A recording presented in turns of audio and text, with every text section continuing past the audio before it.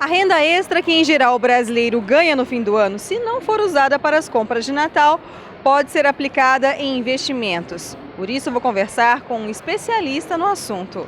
Eu sou Luciane Miranda e este é o São Paulo Direct da Educascope TV. Eu converso agora com a Alan Viana da Viana Invest. Qual é a sua dica para o final de 2014? Luciane, eu adoraria falar para as pessoas investirem a longo prazo, investirem seu dinheiro pensando no futuro a longo prazo mesmo, mas o brasileiro não tem essa tradição. Então o que eu recomendo é fugir da baixa remuneração, que seriam os populares, a poupança e o CDB. O CDB ainda chega a ser um pouquinho melhor que a poupança, dependendo dos casos, dependendo da quantidade de dinheiro que você vai investir, mas a questão é que você fica no CDB ou na poupança, a remuneração é muito baixa. Você tem títulos públicos que podem te dar uma excelente remuneração se comparada à poupança, com uma segurança considerável, na mesma segurança se você for considerar a poupança e o CDB, e que isso pode te dar no longo prazo, um prazo de 2 anos, que geralmente é o que principalmente o brasileiro gosta de deixar o dinheiro parado no máximo 2 anos, pode te dar uma remuneração bem acima aí dos meios normais, aí, dos meios convencionais. Que tipos de títulos? Hoje em dia, agora falando da atualidade, a questão da qualquer coisa atrelada, tanto a Selic quanto a inflação, está muito interessante. Por quê? Porque o Brasil atualmente ele entrou num pequeno ciclo vicioso que está tendo aumenta os juros para tentar controlar a inflação, e a inflação continua subindo. Então, quer dizer, você diversificar nesse momento entre esses dois está muito interessante, porque os dois acabam com números altos, né? Os títulos são atrelados a esses dois índices, estão com números razoavelmente bons de rendimento. E a diversificação aí eu acho que fica muito interessante, pelo menos para esse próximo ano aí, que eu acho que não vai ter muito como escapar se a gente não sacrificar um dos dois. Então diversificar nesses dois eu acho que o resultado pode ser interessante. E a renda variável? A renda variável, como a gente depende de uma condição econômica boa para que a renda variável se desenvolva bem, eu não acredito que no prazo, como eu disse, que o brasileiro gosta de 1 ano, 2 anos deixar o dinheiro, eu não acredito que a renda variável possa ter um desenvolvimento acima da média, justamente por esse ciclo vicioso que a gente entrou de juros altos. Então você tira um pouco do poder de compra. E ao mesmo tempo a gente tem uma inflação que ainda nos incomoda. Em algum momento o governo ele vai ter que sacrificar alguma coisa. Quando a gente entra em um ciclo vicioso, a gente precisa em algum momento sacrificar alguma coisa para que as coisas voltem a se estabilizar e voltem a progredir.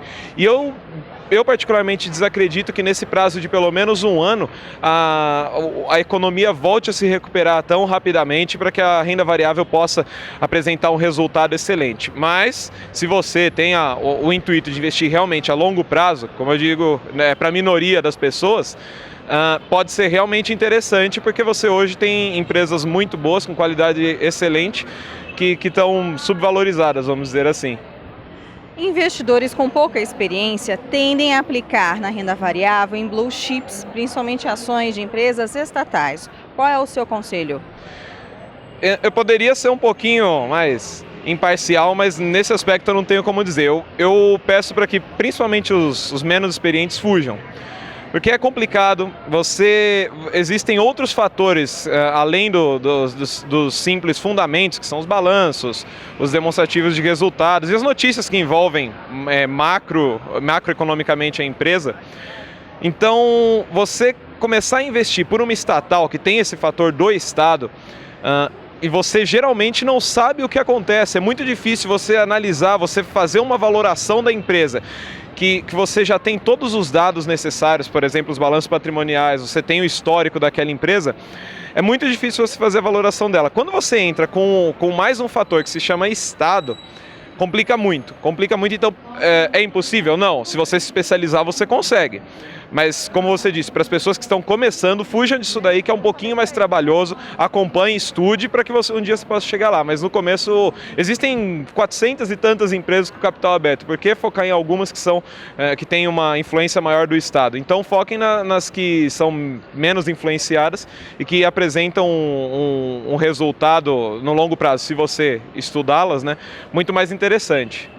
E quem já está em papéis como Petrobras, Eletrobras, aí diante Tantas denúncias, possibilidade da Eletrobras não pagar dividendos, a Petrobras divulgar balanços anteriores, recalculados. Qual o seu conselho para quem já está nesses papéis? É um conselho um pouco radical, mas o que eu digo assim, se você entrou não sabendo por que você entrou, então agora eu acho que você tem um motivo para entender por que você deve repensar em onde reaplicar o seu dinheiro. O problema é que o problema não é o pecado investir na Petrobras, investir numa Eletrobras. O pecado é a pessoa colocar todo o investimento dela na Petrobras ou na Eletrobras. Então assim, a pessoa que investiu há muito tempo todo o capital dela em uma empresa só, no caso a Petrobras, dependendo do prazo que ela investiu, ela ainda pode ter ainda está no lucro, vamos dizer assim. Mas, por exemplo, a pessoa que investiu no meados de 2007, 2008, ela continua estagnada no caso de Petrobras. O que ela pode fazer é diversificar. Alan, mas ocorreu uma desvalorização do meu capital, mesmo assim eu devo diversificar? Eu acho que sim, porque a diversificação é a única maneira que a pessoa vai ter de proteger um pouco mais esse capital.